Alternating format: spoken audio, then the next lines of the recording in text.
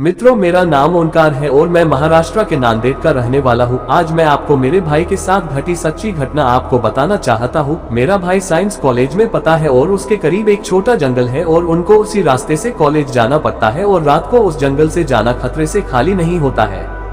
कुछ दिनों पहले मेरा भाई दोस्तों के साथ बातें कर रहा था और बातें करते करते रात हो गई और जब उसने समय देखा तो रात के 9:45 हो गए थे। उसी जंगल में घर तक पहुंचने का एक छोटा रास्ता भी था, लेकिन वहां रात को कोई नहीं गुजरता था। लेकिन मेरे भाई के दोस्तों ने उसी रास्ते से जाने की सोचा ताकि जल्दी घर पहुंच जाए। उसी रास्ते में एक हनुमान मंदिर पड़ता है। जब उसके बाहर से निकले तो देखा पंडित जी बाहर खड़े थे। पंडित जी ने मेरे भाई और उसके दोस्तों को रोका और बोला, बेटा तुम घर जा रहे हो तो मुझे भी साथ ले चलो, मैं भी काफी लेट हो गया हूँ और रास्ते में अकेले में काफी डर लगता है। उन्होंने पंडित जी को भी साथ ले लिया।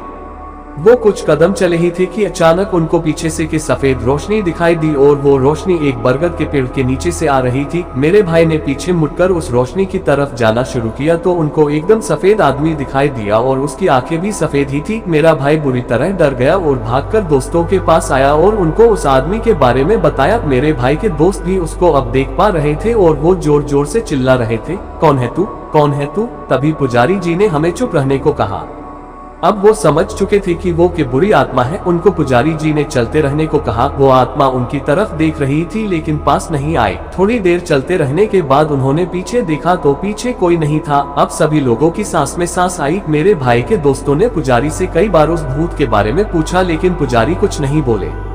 वो सभी जंगल से बाहर आ चुके थे और पुजारी जी ने कहा, ठीक है अब मैं घर जाता हूँ। वो आगे चल रहे थे। उन्होंने फिर पुजारी जी को बतलाने के लिए पीछे मुड़े तो देखा कि पुजारी जी गायब हो गए। वो एक बार फिर घबरा गए। वो माजरे को समझने के लिए पुजारी जी के घर गए तो पुजारी जी खाना खा रहे थे। उन्होंने उनसे पूछा, आप कहाँ गायब ही गए। तो उन्होंने कहा, बेटा मैं तो 8:30 को रोज घर आ जाता हूँ और तुम लोग क्या बात कर रहे हो। वो पुजारी से बात किए बिना डर के मारे निकल पड़े और रास्ते में उन्हें एहसास हुआ कि शायद उनको उस विपत्ति से बचाने के लिए खुद शायद पुजारी के वेश में आए थे। मेरा भाई और उसके सभी दोस्त हनुमान जी के अनन्य भक्त हैं। मित्रों, ये मेरे भाई के साथ घटी सच्ची घटना है।